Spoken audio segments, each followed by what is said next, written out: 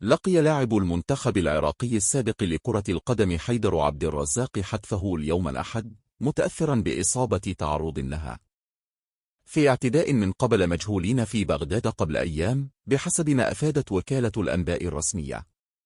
وكان اللاعب الدولي قد تعرض يوم الثلاثاء الماضي لاعتداء من مجهولين بإحدى مناطق العاصمة بحسب ما أكدت مصادر أمنية.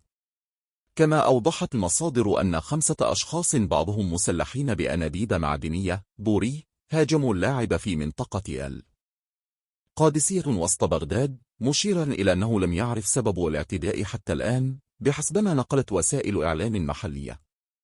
وعقب الهجوم نقل حيدر إلى مستشفى الجملة العصبية في العاصمة حيث تلقى العلاج والإسعافات اللازمة، لكنه فارق الحياة متأثرا بإصابته. فيما أثار هذا الرحيل صدمة في البلاد لا سيما في صفوف محبيه الذ نعرب عن حزنهم لرحيل اللاعب السابق 40 عاما الذي كان ضمن الفريق الذي فاز ببطولة كأس آسيا عام 2007.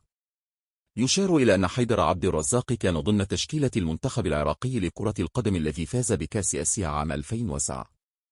كما لعب مع العديد من الفرق الكروية العراقية واحترف في عديد من الفرق العربية.